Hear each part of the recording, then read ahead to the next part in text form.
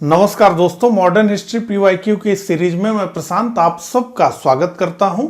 इस लेक्चर में हम डिस्कस करेंगे आधुनिक भारत में प्रेस का विकास। इस टॉपिक से पिछले वर्षों में विभिन्न परीक्षाओं में पूछे गए कुल 60 प्रश्नों को हम डिस्कस करेंगे। इस सीरीज के इससे पहले बहुत सारे लेक्चर्स इस चैनल पे अपलोड किए जा चुके हैं, जिन्हें अभी तक अगर आपने ना देखा हो तो आप इस चैनल पे चले जाइए। वहां पर आपको मॉडर्न हिस्ट्री पीवाईक्यू इस नाम से एक प्लेलिस्ट मिलेगी। उस प्लेलिस्ट में इस सीरीज के सभी लेक्चर्स आपको एक क्रम से देखने को मिल जाएंगे, तो वहां जाकर के आप उन्हें देख सकते हैं। तो चलिए इसी के साथ इस लेक्चर को प्रारंभ करते हैं। प्रश्नों पे आऊं उससे पहले मैं आप सभी को बताना चाहूंगा कि डिकोड एग्जाम की ओर से आरओ, एआरओ, प्रीलिम्स और मेंस के एग्जामिनेशन को, यानी कि पूरा जो प्रीलिम्स और मेंस का एग्जाम है उसकी संपूर्ण तैयारी के लिए एक फाउंडेशन बैच बनाया गया है। और इस फाउंडेशन बैच में आपको जो भी सिलेबस है आरओ, एआरओ का, प्रीलिम्स का, मेंस का, वो सब कवर किया जाता है। एक एक टॉपिक इसमें कवर किया जाता है। इसके अलावा प्रीलिम्स के लिए टेस्ट सीरीज, डेली टेस्ट, इस तरह का कॉन्सेप्ट है। और मुख्य परीक्षा के लिए उत्तर लेखन का पूरा एक विस्तृत प्रोग्राम चलाया जाता है। तो कुल मिलाकर के अगर आपने आरओ, एआरओ की परीक्षा को देने का मन बनाया है, इसमें आप सफलता प्राप्त करना चाहते हैं, तो ये जो हमारा कोर्स है ये आपके लिए बेहद हेल्पफुल होगा। और अगर आप इस कोर्स से जुड़ना चाहें तो 9506742546 पर हमें व्हाट्सएप कर दें, आपको सारी डिटेल इस कोर्स से जुड़ी हुई मिल जाएगी। ठीक है, तो चलिए ये तो बात हुई कोर्स की। अब सीधे हम प्रश्नों पे आते हैं। तो अब आपके स्क्रीन पे प्रश्न दिख रहा है, मेरे साथ ही इन प्रश्नों को पढ़ते हुए, इन्हें सॉल्व करते हुए और कमेंट बॉक्स में अपना उत्तर लिखते हुए आप चलेंगे। चलिए पहले प्रश्न को देखते हैं। भारत में प्रिंटिंग प्रेस किसने और कब शुरू किया? तो हमारे ऑप्शंस हैं, पुर्तगालियों ने वर्ष 1550 में, स्पेन वासियों ने 1680 में, फ्रांसीसियों ने 1745 में और इंग्लिश ईस्ट इंडिया कंपनी ने वर्ष 1674 में। झारखंड पीसीएस प्री 2021 का प्रश्न है, यानी बेहद लेटेस्ट ये प्रश्न है। तो देखिए, भारत में प्रिंटिंग प्रेस का प्रारंभ पुर्तगालियों ने किया वर्ष 1550 में गोवा में। तो भारत में प्रिंटिंग प्रेस का प्रारंभकर्ता पुर्तगाली थे, इन्होंने ही गोवा में इसे प्रारंभ किया 1550 में। तो ये हमारा उत्तर है। दूसरे प्रश्न पे आते हैं। भारत का पहला समाचार पत्र था, तो भारत का कौन सा समाचार पत्र पहला था? हमारे ऑप्शन है Bengal Gazette, Hindustan Times, Pioneer और डी Sambad Kaumudi. UPPCS special mains 2004 का प्रश्न है।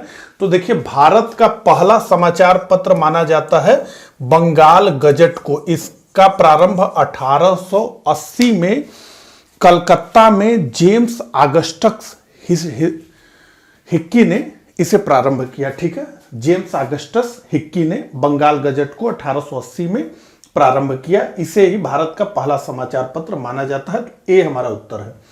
अगला, निम्न में से किसने सर्वप्रथम प्रेस सेंसरशिप लागू की थी? ए वेलेजली, बी हेस्टिंग, सी जॉन एडम्स और डी डलहौजी। ठीक है, तो निम्न में से किसने सर्वप्रथम प्रेस सेंसरशिप लागू की थी? Press censorship, vernacular press act 1878 का हम जानते हैं, लॉर्ड लिटन उसके लिए बदनाम है। लेकिन यहां पे पूछा जा रहा है कि सर्वप्रथम प्रेस सेंसरशिप किसने लागू की? तो सबसे पहले इस ऑप्शन में वेलेजली ने प्रेस सेंसरशिप लागू किया और 1799 में इसने एक अधिनियम बनाया। उस अधिनियम में यह कहा गया कि जो भी प्रेस चल रहा है, जो भी न्यूज़पेपर आ रहे हैं, उसमें संपादक का नाम होना चाहिए, प्रकाशक का नाम होना चाहिए, प्रकाशन हाउस का नाम होना चाहिए, मालिक का नाम होना चाहिए, कौन स्वामी है उसका। इसके अलावा कुछ जो महत्वपूर्ण सरकार से जुड़ी हुए आलेख हैं, उसको छापने से पूर्व सरकारी अधिकारियों से चेक किया जाना भी अनिवार्य किया गया। तो ये वेलेजली हमारा ए उत्तर है। ठीक है, आगे बढ़ते हैं। 1878 का वर्नाकुलर प्रेस एक्ट किसने रद्द कर दिया था? A Lord Ripon, B Lord Lytton, C Lord Curzon, D Lord Minto. तो देखिए, लॉर्ड लिटन 1878 में लेकर के आया वर्नाकुलर प्रेस एक्ट, यानी भारतीय भाषा प्रेस अधिनियम। तो वर्नाकुलर जो देसी भाषाएं थी उनके सेंसरशिप के लिए आया 1878 का वर्नाकुलर प्रेस एक्ट। और वर्नाकुलर प्रेस एक्ट के माध्यम से लॉर्ड लिट्टन ने मुक्त पत्रकारिता का गला घोंट दिया, ठीक है। लेकिन इसको समाप्त करने वाले का नाम था लॉर्ड रिपन। तो लॉर्ड रिपन ने 1882 में वर्नाकुलर प्रेस एक्ट को रद्द कर दिया। तो लॉर्ड रिपन को एक उदारवादी गवर्नर जनरल के रूप में भारत में हमेशा से देखा जाता है। और लॉर्ड लिट्टन संभवतः सबसे नापसंद किया जाने वाला भारत का गवर्नर जनरल था, ठीक है। उसी में लॉर्ड कर्जन का भी नाम है। तो हमारा उत्तर है ए, लॉर्ड रिपन ने वर्नाकुलर प्रेस एक्ट को रद्द किया। अगला, निम्नलिखित में से किसने वर्नाकुलर प्रेस एक्ट का प्रवर्तन किया, किसने लागू किया इसे? A Lord Lytton, B Lord Ripon, C Lord Curzon और डी लॉर्ड हेस्टिंग। तो निश्चित रूप से वर्नाकुलर प्रेस एक्ट लेकर के आया लॉर्ड लिट्टन, ठीक है। तो ए हमारा उत्तर है। आगे बढ़ते हैं। अब देखिए सिमिलर टाइप का प्रश्न है, किस गवर्नर जनरल के समय भारतीय भाषा प्रेस अधिनियम यानी वर्नाकुलर प्रेस एक्ट की बात हो रही है समाप्त किया गया? अभी इस तरह का प्रश्न हमने देखा। तो Lord Ripon, Lord Lytton, Lord Curzon, Lord Dufferin. तो लॉर्ड रिपन ने समाप्त किया भारतीय भाषा प्रेस अधिनियम, ठीक है। चलिए, तो ए हमारा उत्तर है। अगला, पत्रकार के कर्तव्य का निर्वहन करते हुए जेल जाने वाला प्रथम भारतीय कौन था? ए बाल गंगाधर तिलक, बी दादा भाई नौरोजी, सी मोतीलाल घोष और डी सुरेंद्रनाथ बनर्जी। तो पत्रकार के कर्तव्य का निर्वहन करते हुए जेल जाने वाले प्रथम भारतीय थे बाल गंगाधर तिलक और गणेश आगरकर। इन दोनों लोगों को केसरी में, जो इनका पत्र था केसरी और मराठा, उसमें लेख लिखने के लिए इन्हें 4 महीने की कारावास की सजा हुई 17 जुलाई 1882 को। तो इन्हें माना जाता है कि ये प्रथम व्यक्ति थे बाल गंगाधर तिलक जो पत्रकार के कर्तव्य का निर्वहन करते हुए जेल गए। तो केसरी में बहुत ही, जैसा उसका नाम था केसरी यानी सिंह, ठीक है। तो सिंह उसी तरीके से दहाड़ करके बोलता था। केसरी में बहुत आक्रामक शब्दों का प्रयोग किया जाता था और केसरी में लेख लिखने के लिए ही फिर मांडले जेल में भी जाना पड़ा बाल गंगाधर तिलक को। तो ए हमारा उत्तर है, ठीक है। चलिए, अमेरिका में फ्री हिंदुस्तान अखबार किसने शुरू किया था? तो अमेरिका में फ्री हिंदुस्तान अखबार किसने शुरू किया था? ए रामनाथ पुरी, बी जीडी कुमार, सी लाला हरदयाल और डी तारकनाथ दास। तो ये बीपीएससी प्री 1994 का प्रश्न है। तो अमेरिका में फ्री हिंदुस्तान अखबार का प्रारंभ किया था तारकनाथ दास ने। तो ये 8 का हमारा डी उत्तर है। अगला, फारसी साप्ताहिक मिरातुल अखबार को प्रकाशित करते थे? तो लाला लाजपत राय, राजा राम मोहन राय, सर सैयद अहमद खां और मौलाना शिबली नोमानी। तो फारसी साप्ताहिक मिरातुल अखबार, ठीक है, प्रसिद्ध है राजा राम मोहन राय के नाम से। तो मिरातुल अखबार जो फारसी साप्ताहिक था उसका प्रकाशन करने का काम राजा राम मोहन राय करते थे। तो 9th का जो हमारा उत्तर है वो है बी। आगे बढ़ते हैं। 1880 के दशक में इंडियन मिरर अखबार का प्रकाशन कहां से होता था? ए बंबई, बी कलकत्ता, सी मद्रास और डी पांडिचेरी। तो 1880 के दशक में इंडियन मिरर अखबार का प्रकाशन होता था कलकत्ता से और ये इंडियन मिरर प्रारंभ हुई थी 1861 में। देवेंद्रनाथ टैगोर और मनमोहन घोष को इसका श्रेय दिया जाता है। केशव चंद्र सेन भी इससे जुड़े हुए थे। तो 10 का हमारा उत्तर है बी। आगे बढ़ते हैं। गदर पत्र का प्रथम अंक निम्नलिखित में से किस भाषा में प्रकाशित हुआ? ए उर्दू, बी हिंदी, सी अंग्रेजी और डी मराठी। तो गदर पत्र, जो गदर पार्टी का एक पत्र था, वो सबसे पहली बार किस भाषा में प्रकाशित हुआ? तो 1 नवंबर 1913 को गदर का जो प्रथम अंक आया वो उर्दू में आया। हालांकि ये बहुत सारी भाषाओं में छपा, उसकी भी बात हम करते हैं। तो ए हमारा उत्तर है। ठीक है।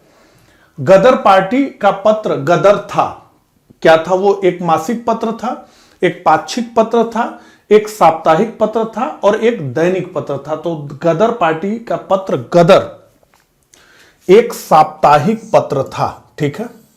तो सी हमारा उत्तर है। आइए गदर पार्टी के बारे में और गदर पत्र के बारे में देखते हैं। ठीक है।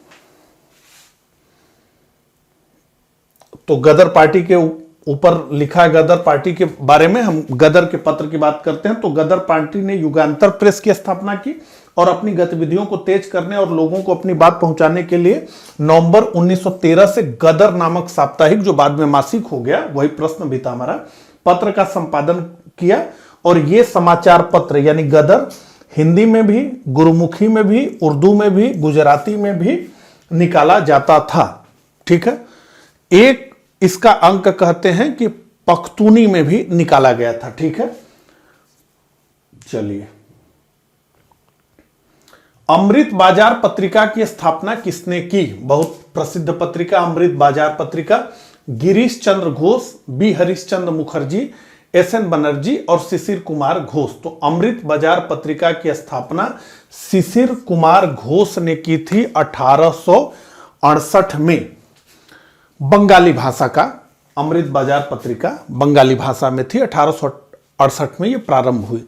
लेकिन जैसे ही वर्नाकुलर प्रेस एक्ट आया 1878 में, तो कहते हैं कि रातों रात अमृत बाजार पत्रिका बंगाली भाषी से सीधे अंग्रेजी में हो गई, क्योंकि उसे वर्नाकुलर प्रेस एक्ट के प्रभाव से बचना था। ठीक है। तो शिशिर कुमार घोष, अमृत बाजार पत्रिका। अगला, लोकमान्य बाल गंगाधर तिलक ने भारतीय स्वतंत्रता संग्राम की सेवा के उद्देश्य से कौन सा समाचार पत्र प्रारंभ किया? देखिए कितनी बार रिपीट हुआ यह प्रश्न। ए गदर, बी केसरी, सी फ्री हिंदुस्तान और डी स्वदेश मित्र। तो लोकमान्य बाल गंगाधर तिलक ने केसरी, जो मराठी में छपता था, केसरी का मतलब सिंह, और एक मराठा जो कि अंग्रेजी में का पत्र था। तो केसरी का प्रारंभ 1881 में बाल गंगाधर तिलक ने किया, लोकमान्य तिलक ने किया। ठीक है। चलिए, क्रांतिकारी काल की निम्नलिखित लोकप्रिय पत्रिकाओं में से कौन अनेक कारणों से कांग्रेस की आलोचना करती थी? ए बंगवासी, बी काल, सी केसरी और डी उपरोक्त सभी। तो देखिए, क्रांति काल में चाहे वो बंगवासी हो, चाहे काल हो, चाहे केसरी हो, ये सभी क्रांतिकारी राष्ट्रवादियों के विचारों को पसंद करते थे। जो क्रांति की बात करता था, जो गरम दल के लोग थे, वो कांग्रेस की जो उदारवादी उसका चाल चलन था, उसके ये घोर विरोधी थे। तो ये बंगवासी, काल और केसरी तीनों। ठीक है। चलिए, निम्नलिखित में से किन समाचार पत्रों ने भारतीय स्वतंत्रता संग्राम के काल में क्रांतिकारी आतंकवाद की वकालत की थी? एक संध्या, दो युगांतर तो आप जानते हैं बहुत प्रसिद्ध, और काल। तो ये तीनों हैं, 1, 2 और 3, यानी डी हमारा उत्तर है, 1, 2 और 3। अगला, क्रांतिकारी गतिविधियों के साथ कौन सी पत्रिका जुड़ी हुई नहीं थी? एक कोई नहीं जुड़ी थी।